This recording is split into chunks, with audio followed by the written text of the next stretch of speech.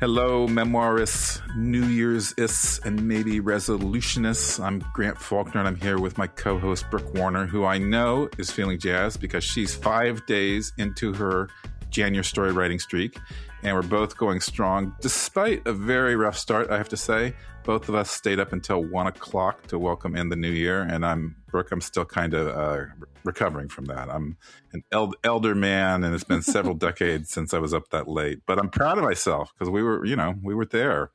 And so I'm looking forward to this first of the year show, which is different from, I think, anything we've done. Yeah, it is different because of the fact that we are culling from all of our favorite episodes. But yes, it was totally fun to stay out till 1 a.m. with you and some of our other friends. I'm glad that we did that. I do want to tell listeners, I'm going to disclose this actually, that you texted me early in the day on New Year's Eve and said, I hope we can make it till midnight. And I replied, we must. And we did it. I felt like I had to after that. I was like, oh my God. My son told me to drink a cup of coffee, and I was like, I can't drink a cup of coffee. That'll keep me up all night, Yeah. But it was the power of friendship, community, good spirits that kept me up. Absolutely. And a little bit of peer pressure. That always helps. As far as today's show goes, we are pulling from the best clips of 8+ years of podcasting together, which is pretty amazing. We're going to hit 400 shows this year. Damn. I do always think back to our start. We talk about it a lot, that foundational lunch, when I asked you if you wanted to do this with me, and your response was an immediate yes, but it was also a question. Does the world need another writing podcast? So what do you think 400 almost shows later? Yeah, I think that's the way I approach most of life with this immediate yes. And then I'm like, does it really need this? But yeah. It's so amazing that back then we thought we were late to the game, and then we were on a panel like a year or two later, and they were saying that we were early to the game. And now it seems like it because it's 8 years and 400 episodes later, and we should quiz each other. How many guests can we remember of 400? We can make it into a drinking game for next New Year's. It's so funny to reminisce about that. And, such a good reminder that if you're questioning yourself about whether or not you should do something creative just because of saturation, the answer is always yes, I think. And I'll vouch for what you just said, Brooke, about it having been, very difficult to choose these best ofs.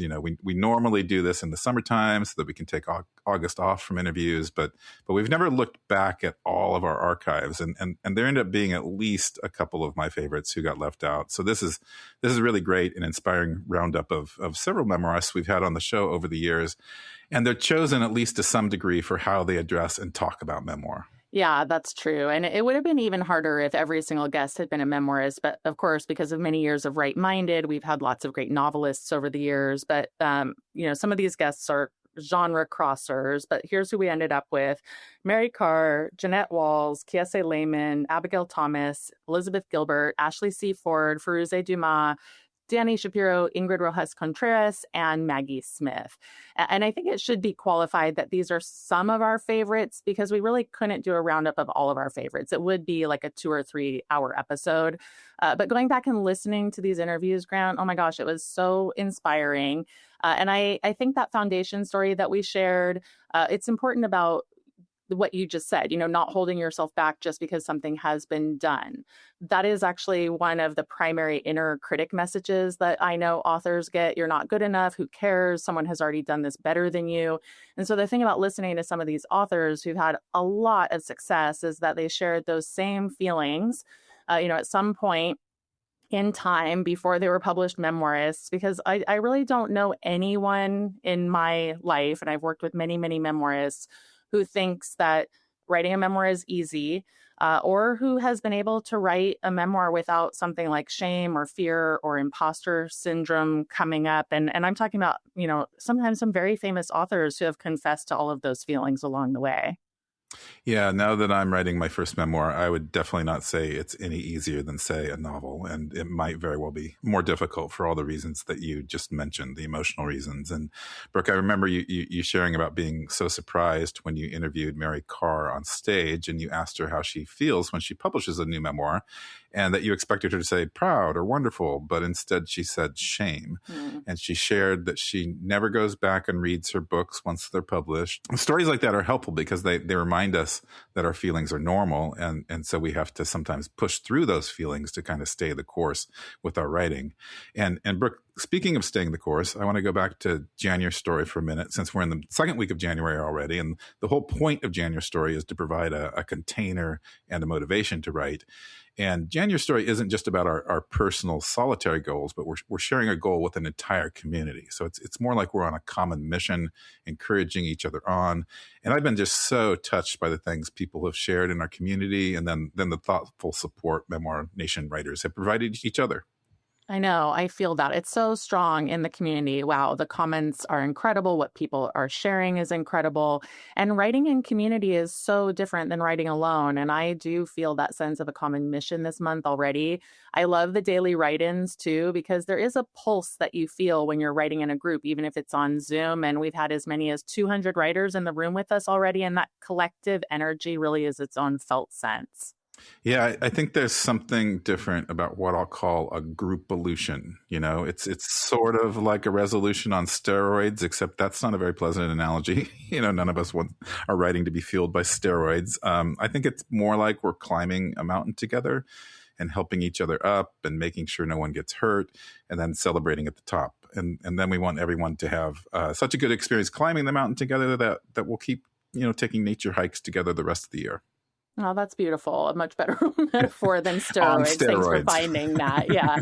Right. And it is important not only for people climbing the mountain for the first time, but also for people like you and me who have started and then paused their memoirs for a while. When we led our first write-in, it was so helpful for me. I felt like I was already watering that memoir again, to use a metaphor I used a while back, and actually that we've both returned to, this notion that I have underwatered my memoir for a while now, and I feel excited about watering it. It's already feeling like it's thriving.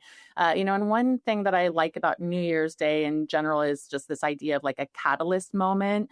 And that phrase definitely applies to memoir. And so even though we're a few days into January by now, I think it still can be a catalyst moment, a catalyst month. And, that is definitely the purpose of Jan Your Story. And I'm really looking forward to writing for the whole month. And I'm feeling like I'm going to.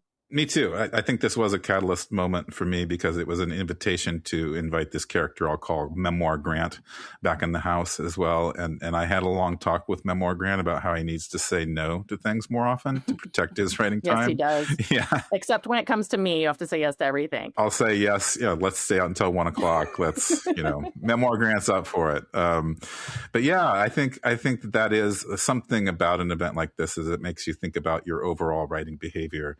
And so I do plan to practice this month, other things beyond writing 500 words a day, a way to make writing more of an invitation and part of the structure of my daily life. So my goal has been to write just 30 minutes each day. I'm going to be highly protective about that. I've got a strategy in place. So the first 30 minutes after I wake up, that's my writing time, no matter what. It seems very doable to me. And I hope Jan Your Story is a springboard to that going on for the rest of the year. That's great. I think that's something we can check in about in future episodes for sure. And in the meantime, let's get some inspiration from some of these very amazing memoirist guests that we have had on the show over these 8+ years. We have been super fortunate to have talked to so many notable memoirists. So first up, we have the godmother of memoir, one of my very favorite writers, Mary Karr, who is hilarious and always honest about what it takes to write a memoir. Mary Karr, who has famously said that writing a memoir is like punching yourself in the face. So let's hear what she has to say about this complicated genre. Here's Mary Karr.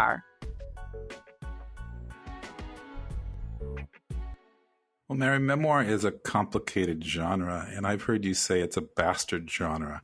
It is a bastard. It's really, it's an ugly little genre. I mean, they hate us. Yeah, they hate us.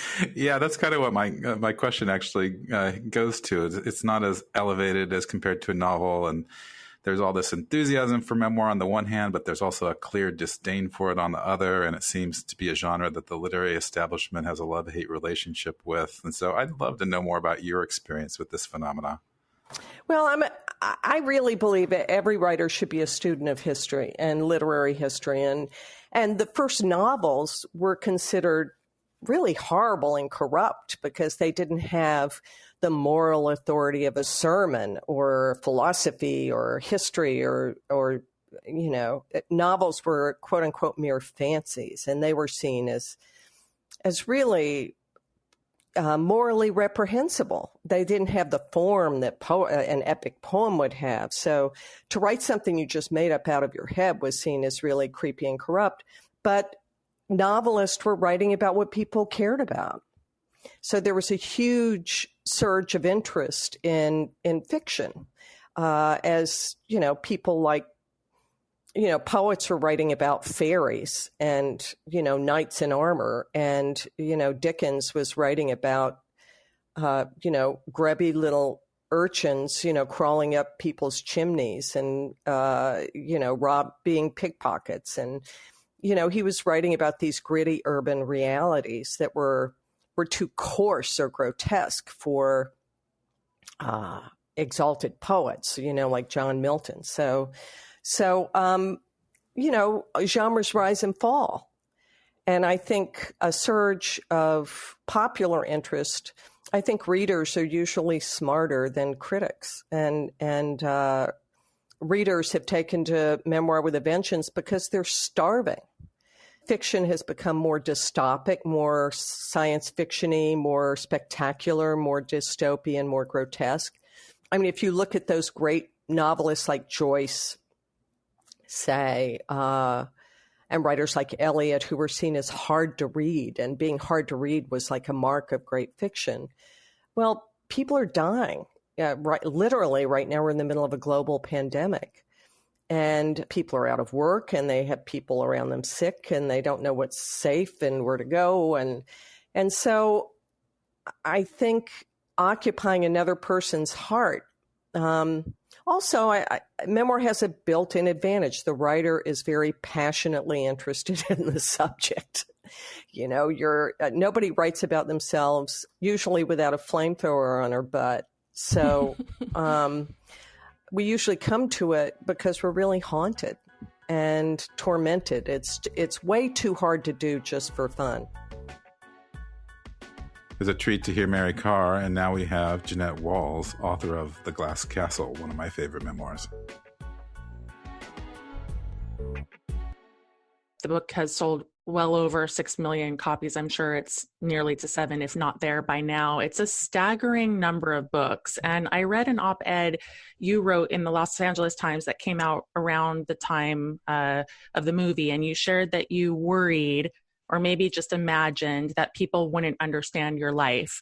But then you wrote these words, which I'm going to quote: "I was so wrong. People understood sometimes better than I did. And to this day, I'm astonished and very humbled by the way the story has been embraced." And so I wanted to ask you about this reception by millions and what that feels like, and also about the legacy of your parents and what it means to you to have captured in this way, not only for eternity, but also for so many people's eyes to be on. Brooke, it has been quite the journey, honestly. I'm just a girl with a white trash story. I honestly did not expect, I have to say, though, that it's just the amazing thing to me has been how many kids will come up to me and say, "I hate reading and I hate books, but your story really resonated with me," and of course, everybody loves stories. They just need to find stories about people like them. And I think that is what memoir writing is all about. I think that sometimes we memoirs get a little bit of a bum rap. People think that we're these exhibitionists trying to oh, you got to feel sorry for me. All these things happened. But what we're doing is saying, this is what I went through. This is my journey. And maybe you can learn something from it without the nasty business of actually having to go through it. And people who've never experienced anything like that, in my experience, are so open to listening and to understanding. And people who have gone through something like that find solace in the fact that somebody else has been there. And we make these amazing emotional connections that I never expected.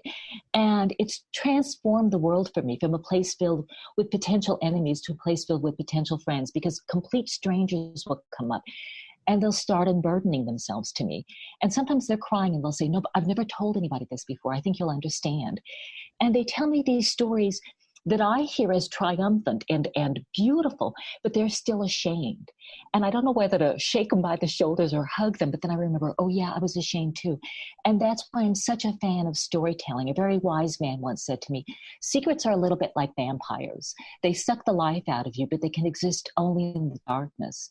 And once they're exposed to the light, there's a moment of horror, but then poof, they disappear. And I found that to be so true.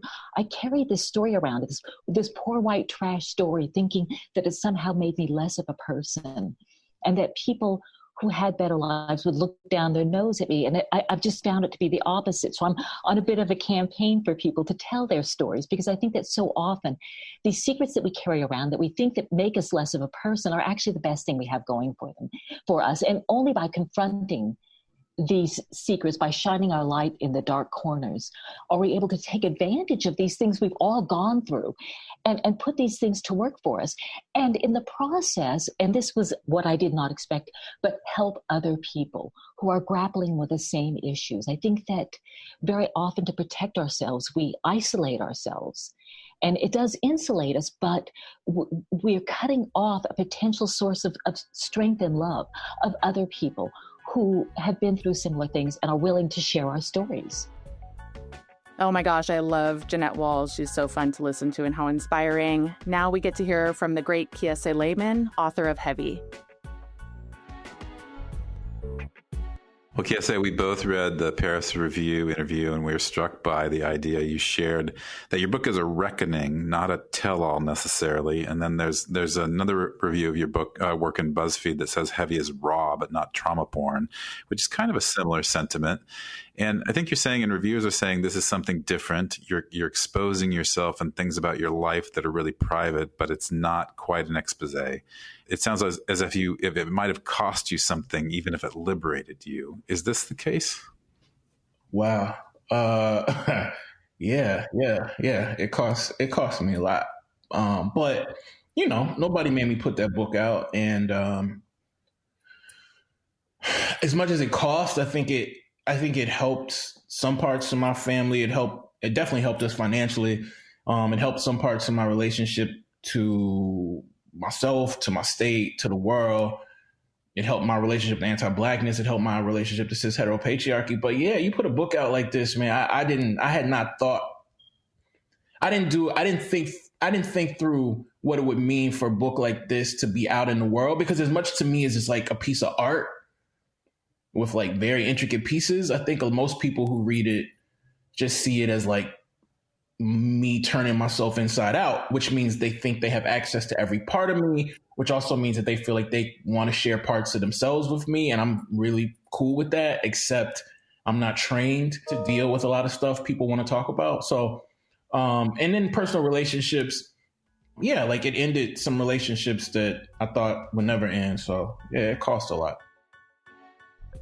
It's always so inspiring and thought-provoking to hear Kiese talk in such a heartfelt way about his writing and his life.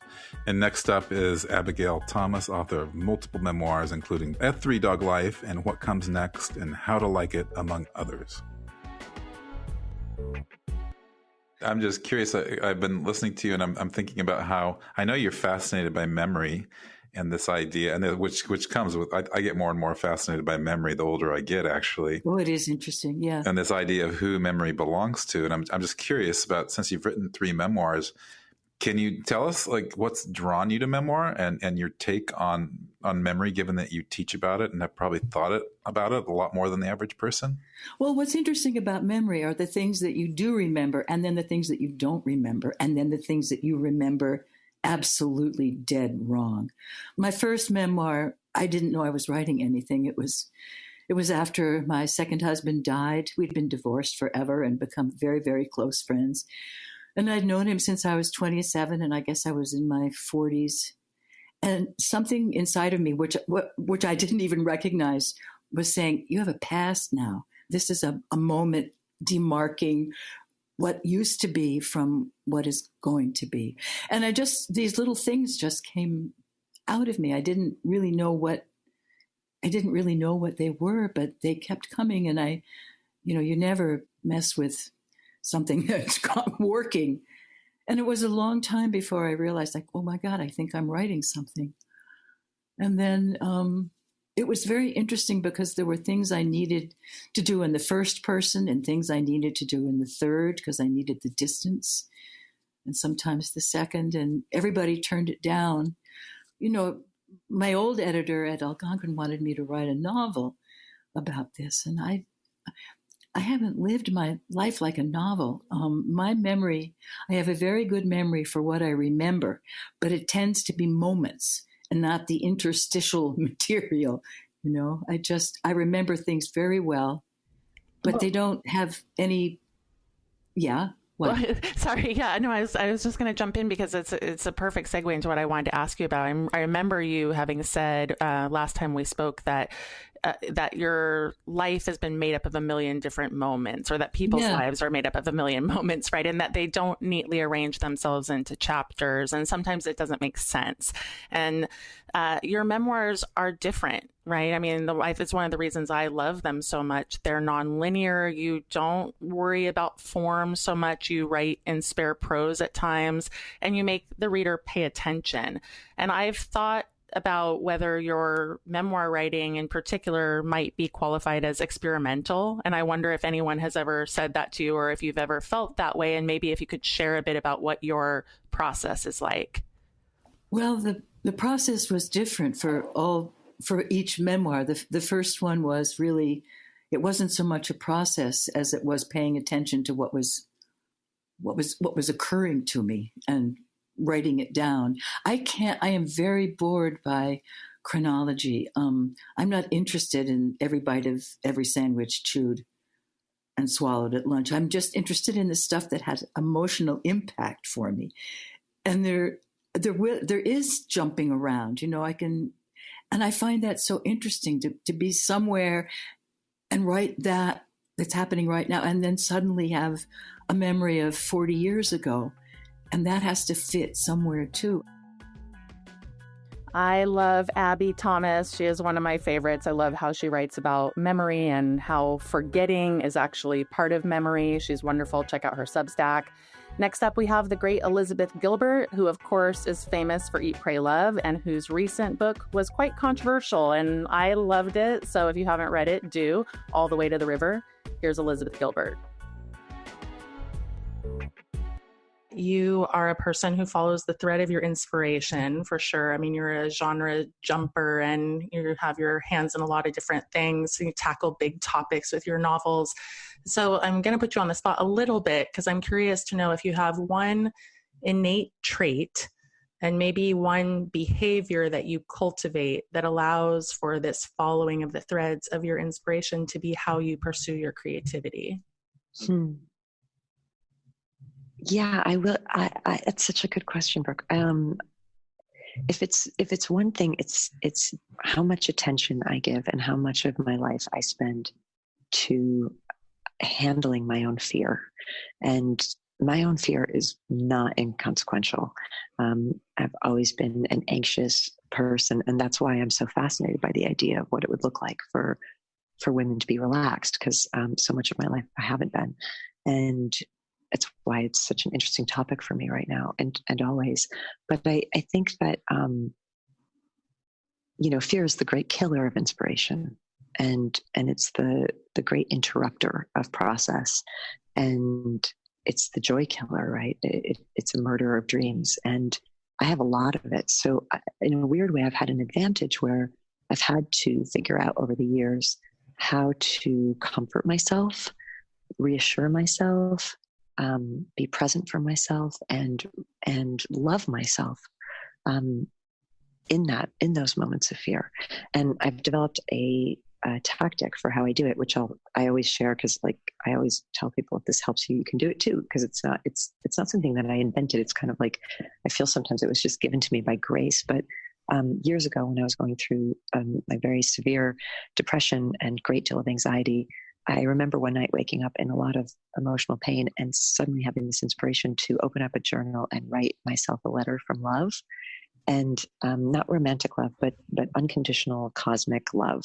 And to just say to myself in that moment of panic, all of the things that I've always wished that somebody would say to me.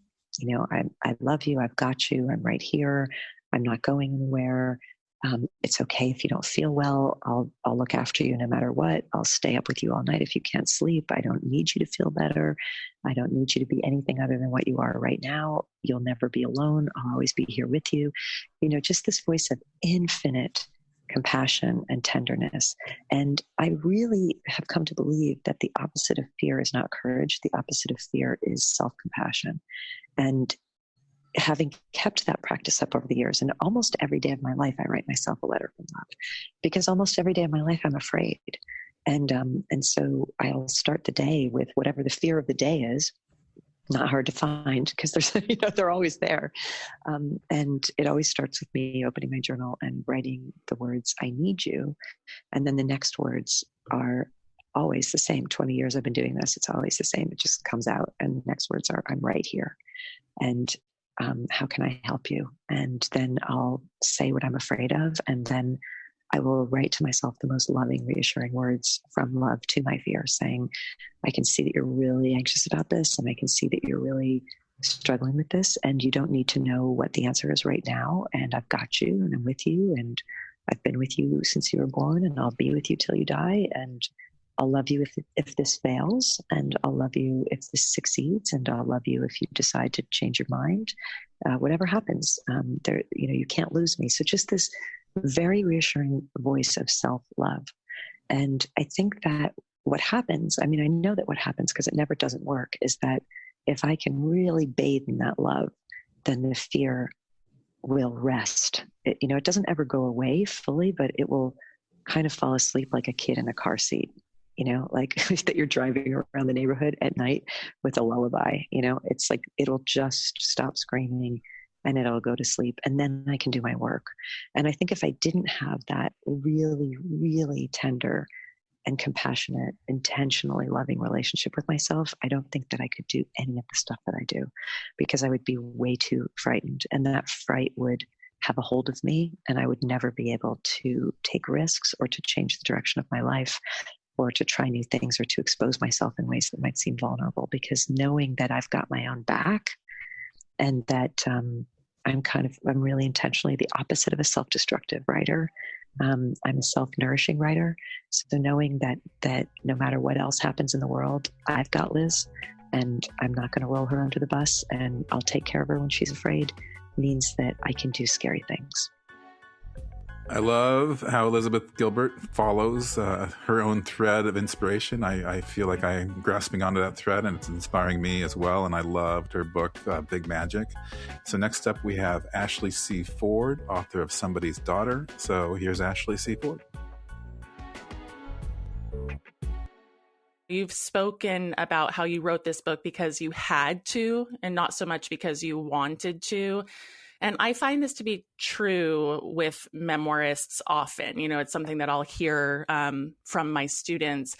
So what advice do you have to other writers who might feel this way, who are confronting the had tos and maybe feel, at least sometimes, like they'd rather not? One of the things that always gave me, please excuse my dog. There's Astro in the background. You hear Astro. As soon as I start, Astro, Go, give me Astro. that. I'm like, please give me Lammy. One of the things that really got me through the process of realizing that I was not going to be able to just set this book down and set this story down and not move forward with it. The thought that gave me a lot of comfort was that I didn't have to publish it. Just because I needed to write something or get it out, or just because I had a feeling or a thought, didn't mean that was something I was ready to share. And that was okay. That was perfectly okay. I think what happens with an artist is that it is really hard to work on something, to work and work and work and continue to work, and feel like at the end of all that work, you don't want to share, or you're not ready, or you're not in a good place to share. But it's always good to ask yourself the question. Just because you've got to get it out doesn't mean that you've got to get it out into the world just yet. I want to ask you about forgiveness, because your story is a story of forgiveness. Your father is guilty of the crime that sends him to prison, and you write so many touching scenes with him and about him. And your mother is a complex character who, at points, is really tough on you and who does some things that I think most readers would agree would merit you needing to forgive her. The book feels like it's showcasing forgiveness, actually, kind of like a model for readers for how to show grace to people despite their failings. So I was wondering, was this already an orientation you had toward your parents, or did the book help you get to the place of forgiveness? I think I had a false sense of forgiveness that I had definitely applied to my relationships with my parents. And my book helped me to both define and reach a more authentic forgiveness, a real forgiveness. I think the false forgiveness that I started with was really just, I am deciding not to be mad about this. I am deciding not to be angry. I am deciding that I don't have access to that feeling because I do not want access to that feeling. I am just not mad. That's just not how I feel. That's not who I am. And then I started writing the book, and I started being forced to confront things in my past and in myself that I hadn't wanted to confront. And one of those things, especially being that I had major uncomfortable feelings about anger. I don't think anybody loves anger or loves being angry, but I hated it in myself because I thought that my mother's anger was what made her hurt us when we were kids. And I was afraid of what it meant for me to have that anger in me or a rage in me where I might lose control and hurt innocent, vulnerable people. I was terrified of that. And so I just tried not to be angry ever. Not a pushover, but not angry. But while I was writing this book, and you have to recount these things and you have to write about them and in a way that hopefully is fair, where you're not turning anybody into a hero or a villain, which is really hard to do if you have not processed your anger at that person, at that behavior, at that action that they took, at the way that choice that they made still affects your life. So yeah, I had to get really mad and let myself have that being really mad before I could forgive my parents. And the new forgiveness, the real forgiveness, is less about whether or not I'm angry at them and more about the fact that I have given up on the idea that it was going to be different. It's easy to not easy. It is easier to forgive my parents when I'm not holding on to some fantasy of who they should have been and what my life and childhood should have been like. When I let go of that fantasy, that thing that doesn't actually exist anywhere, it's just something that I'm holding on to, then I can forgive them in reality. And that allows for us to have a relationship. Listeners, if you have not listened to Ashley Ford's full interview, really go back into the archive and do it because she is so thought-provoking, and that was absolutely one of my favorites of all time. So glad to hear from her. Next up, we have Firouzeh Dumas, author of Funny and Farsi, and we included this one specifically because of her confronting shame, which is such an important topic in memoir. So here is the wonderful Firouzeh Dumas. It makes me think about the value of everyone's story. And this is a mantra that we have at NaNoWriMo, that everyone has a story to tell and that everyone's story counts, and that mantra, we hope, reduces people's obstacles to writing and the shame they might feel. So I was wondering if you can talk about this sentiment and what about your experience led to this belief? So, I've always said everybody has a story to tell and everybody's story counts. And when I started writing my stories, I should say for those of your listeners who have never read my work, there's nothing controversial about my writing. There's nothing shocking.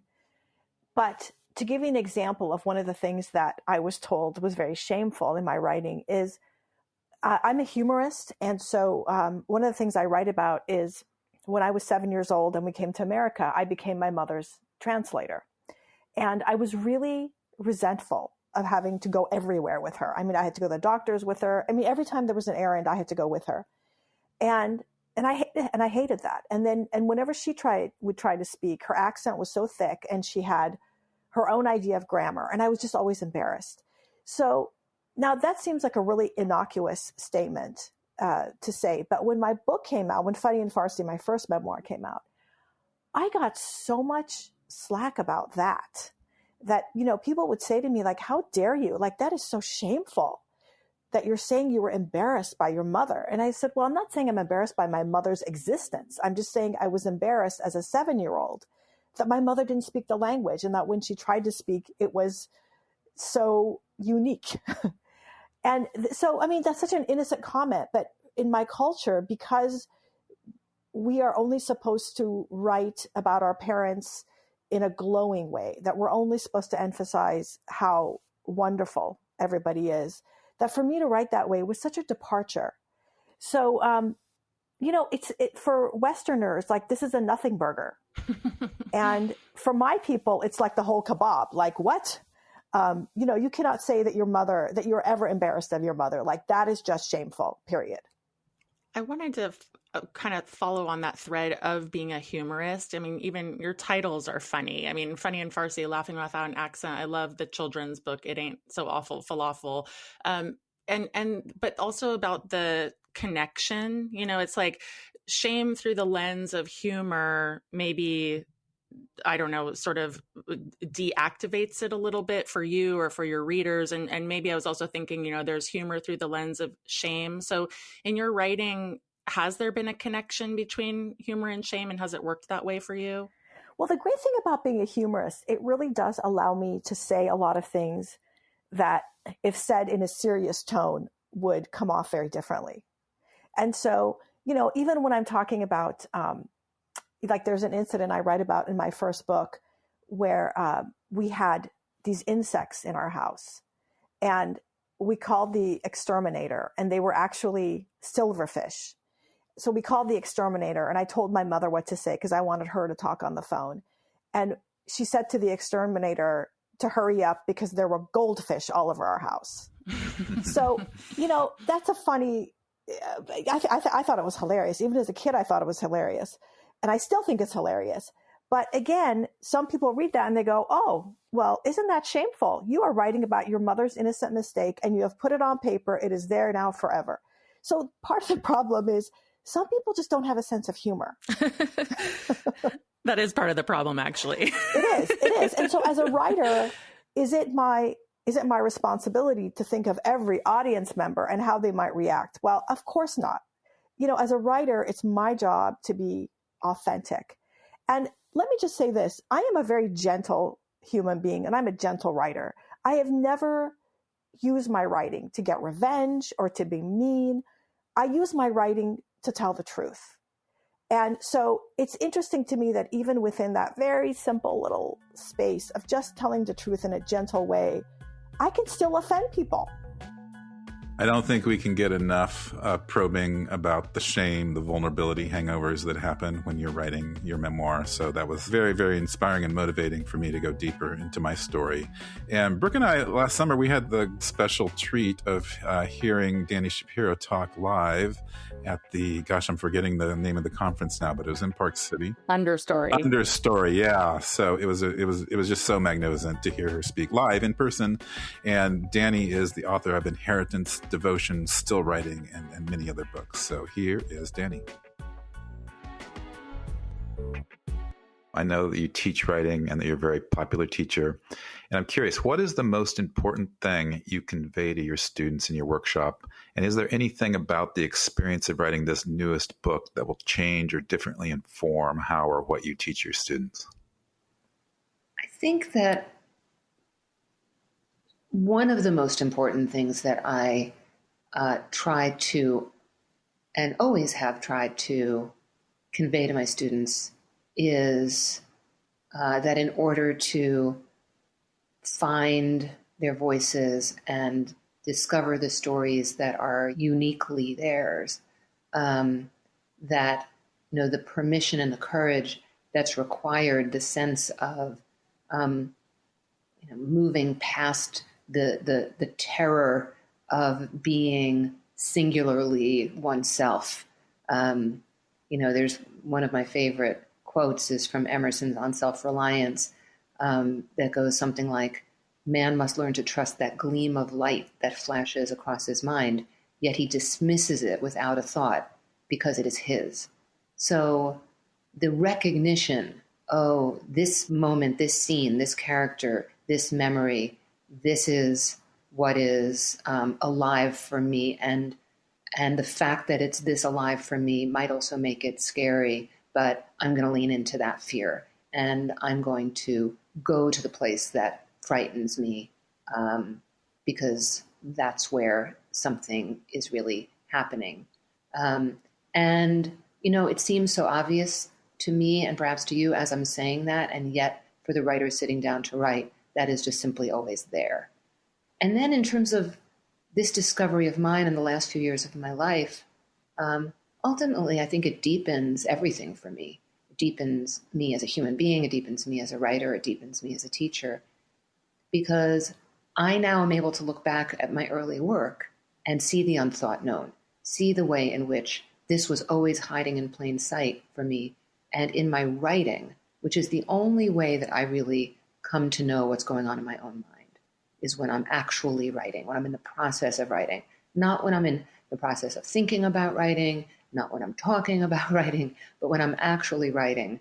I think there's a moment in my memoir, Still Writing, where I describe, the pen is like your pickaxe, like just the chiseling away at whatever is between oneself and the deeper truth.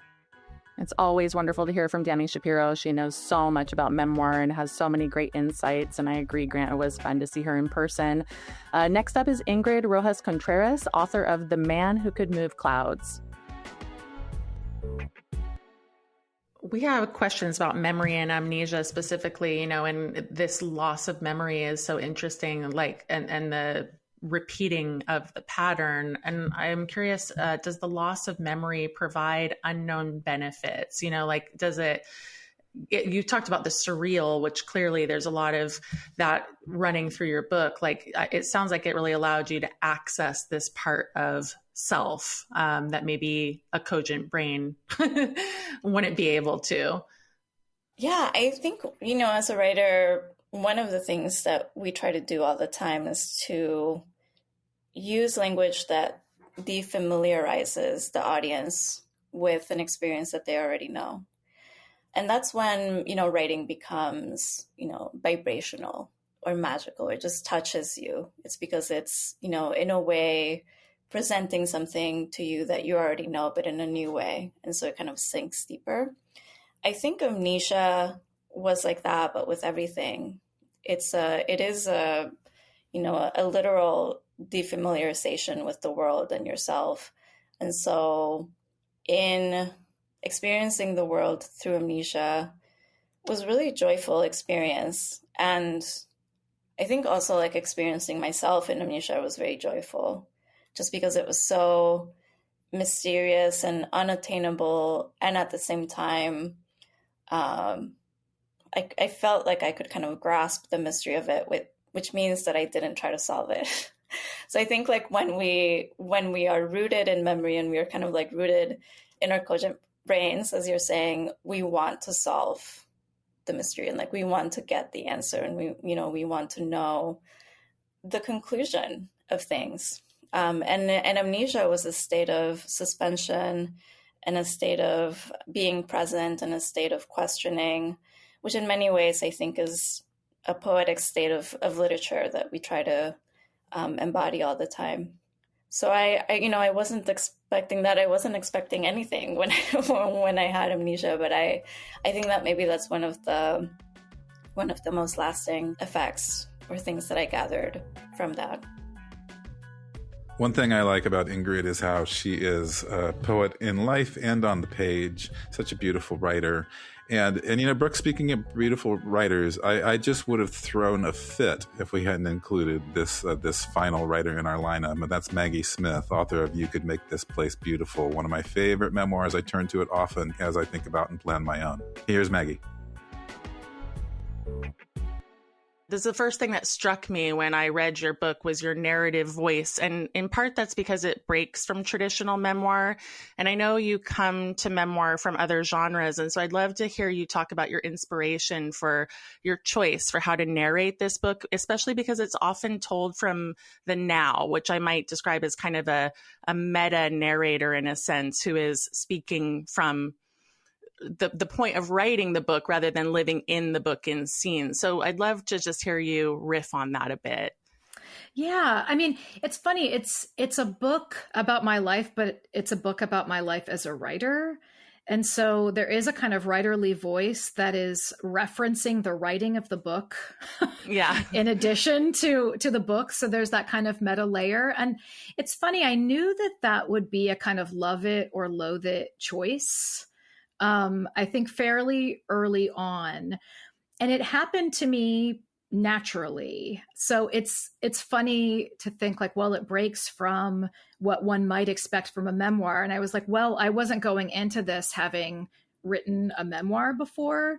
So I kind of came to it with a somewhat blank slate as a poet, thinking, okay, so how do I tell the story of my life?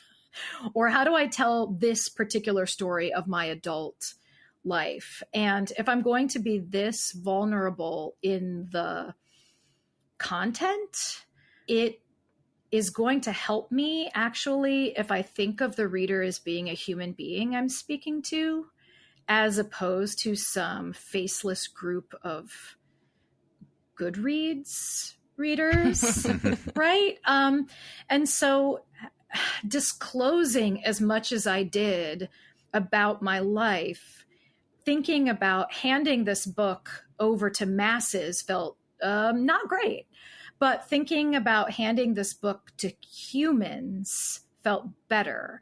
And so once I thought about it that way, and I really thought about handing it to a human reader, I thought, what do I want to say to that person? Like, what does that person need to know?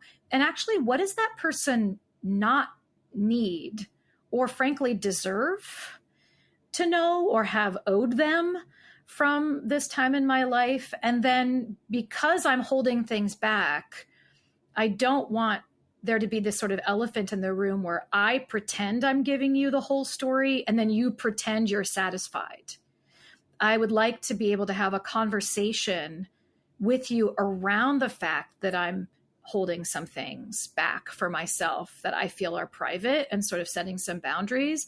And I respect you, human reader, enough that like, we don't have to play games around that. Like I can say, I'm offering you this, but this is not on the menu in this book or in this scene.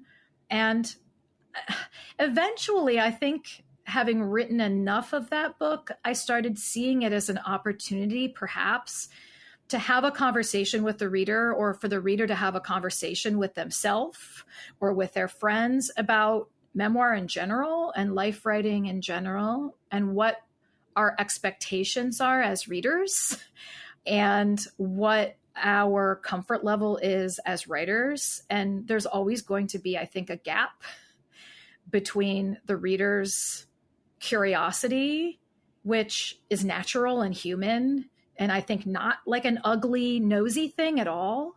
I'm curious too about other people's lives, but there is, I think, a gap, or maybe should be a gap between what we want from others and what they should feel like they need to give us on paper forever and ever. Amen. And so that is really where the narrative voice came from, is for me kind of making it up as I go in a really messy, cobbling it together way, and trying to really negotiate with myself as a poet. Okay, well, now I'm telling these stories as myself, right? Like gone is the poetic speaker, gone is the sort of like layer of myth or even metaphor that I can kind of hide behind in a book like this. And so how can I make it livable and shareable for myself? And this is the way that I did it.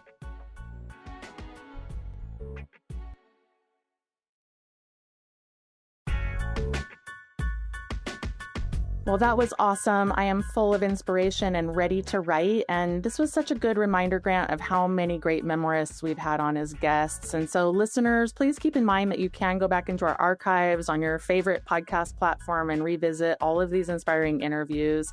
Writing advice doesn't expire after all. And Grant, I do see these interviews as courses in memoir writing. Absolutely. And they're a good reminder for me to revisit our past interviews as well, And on that note, I want to close with one thing, Brooke. In our very first January story write-ins, and since then, I've just seen so many people, they write, wow, I wrote 750 or 693 or 1,010 words, and I wouldn't have written them if I hadn't joined January Story.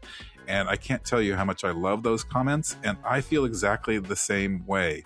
Each day I've been waking up very intent on writing 500 words, but I find that I write 600, 700, 800 or more words. So Brooke, what would you tell a writer who hasn't signed up yet? Sign up. It's not too late. Good. Yeah. It's that simple. Whether it's today or next week or even on January 28th, we really just want to support people in their writing. It's very low pressure. You make it work for you. And if you were to sign up on January 28th, you can use the last 3 days of the month as a springboard to the rest of the year. And we just want to always be there for you. And Memoir Nation is going to continue to be there as a community and as a support past January Story for sure. So if you're writing with us this January Story, keep going. And if you haven't signed up yet, jump into the fray. We welcome you. We welcome your story. Believe in your story and write it. That is the mantra here. And we will be back with another Memoir Nation podcast next week. And we do have a fabulous list of guests lined up for you. So we're looking forward to it, and write on.